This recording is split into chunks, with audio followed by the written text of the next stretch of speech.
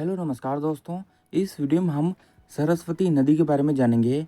वेदों और इतिहास में इस नदी का काफ़ी उल्लेख मिलता है, लेकिन वर्तमान में अगर हम देखें तो भारत में इस नाम की कोई भी नदी नहीं बहती है। तो इस वीडियो में हम इसी नदी के बारे में चर्चा करेंगे। वेरी इंपॉर्टेंट वीडियो है ये, वीडियो को पूरा देखना है, वीडियो को लाइक कर लेना और चैनल को सब्सक्राइब भी कर लेना। इस चैनल पर आपको जनरल नॉलेज के वीडियोज़ रेगुलर मिलते रहते हैं, तो बेल आइकन भी दबा लेना ताकि आपको आने वाले इंपॉर्टेंट वीडियोस के नोटिफिकेशन समय पर मिल जाएंगे। यहाँ पर आप देख पाओगे ये जो नदी है इधर की, ये है सरस्वती नदी और ये इधर है इंडस रिवर यानी सिंधु नदी। ये जो सरस्वती नदी है यहाँ पर आप देख पाओगे हिमालय है, तो हिमालय के ग्लेशियरों से ये निकलती थी और भारत के राज्य हैं हिमाचल प्रदेश, हरियाणा, पंजाब और राजस्थान के कुछ भागों में होती हुई ये पाकिस्तान में प्रवेश करती थी और उसके बाद ये अपना जल अरब सागर में ले जाती थी। अगर आप यहाँ पर देखोगे तो इस नदी के आसपास काफ़ी सारी सभ्यताएं भी विकसित हुई। बनावली, हड़प्पा, गनवेरी वाला ये जो सभ्यताएं हैं ये पाकिस्तान में स्थित है और उसके बाद धोलावीरा, ये जो जितनी भी सभ्यताएं हैं ये सरस्वती नदी के आसपास ही विकसित हुई और ये जो सभ्यताएं वर्तमान में विलुप्त हो चुकी है। तो अगर आप देखोगे तो ये नदी इतिहास में वेदों में काफ़ी महत्वपूर्ण हुआ करती थी, लेकिन वर्तमान में ये नदी कहाँ गई तो इसके बारे में हम जानेंगे। ये जो नदी है काफ़ी पौराणिक नदी है, इतिहास में इसकी काफ़ी चर्चा है। सरस्वती नदी एक पौराणिक नदी है जिसकी चर्चा हमें वेदों में मिलती है। वेदों में इसकी बहुत अधिक चर्चा है।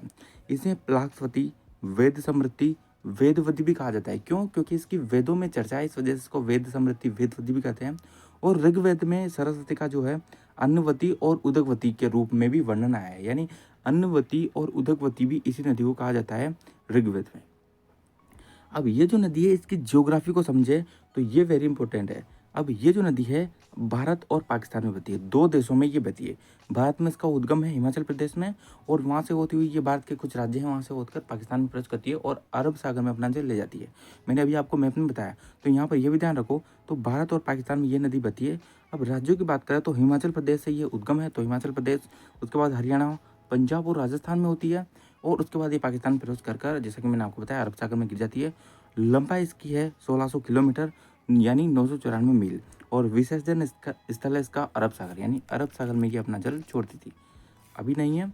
यहाँ पर आप देख पाओगे ये जो नदी है गग्गर नदी, गग्गर नदी को सरस्वती नदी कहते हैं।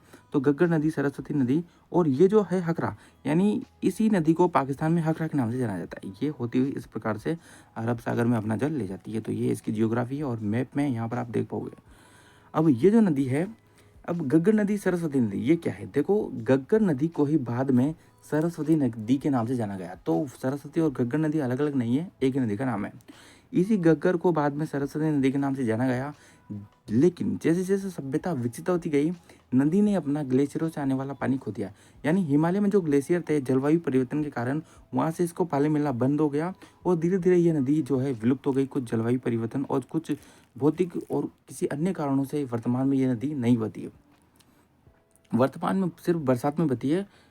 जब बहुत अधिक मात्रा में बरसात होती है तो कुछ मात्रा में इसमें पानी आता है, लेकिन वो भी थोड़ा बहुत आगे बढ़कर रुक जाता है। अब ये जो नदी है मानसून के मौसम के दौरान गग्गर नदी पाकिस्तान और भारत के बीच एक ट्रांस बॉर्डर नदी के रूप में कार्य करती है। यानी बरसात में ये नदी कुछ मात्रा में थोड़ा बहुत पानी इसमें आता है, जबकि हकरा, हकरा जो है वो इसी नदी का नाम है, पाकिस्तान में है। भारत में गग्गर का विस्तार पाकिस्तान में सूखी नहर में बदल जाती है और ये नदी पाकिस्तान में जाती है और उधर एक सूखी नहर के रूप में ये बदल जाती है। तो ये आपको ध्यान में रखना है। और यहाँ पे आप देखोगे गग्गर नदी जो है वो हिमाचल प्रदेश का भारतीय राज्य ही शिवालिक की पर्वत से निकलती है और उसके बाद पंजाब, हरियाणा, यहाँ तक कि राजस्थान के कुछ क्षेत्रों में भी बहती है। ये जो चीज़ है वो मैंने आपको बता दी।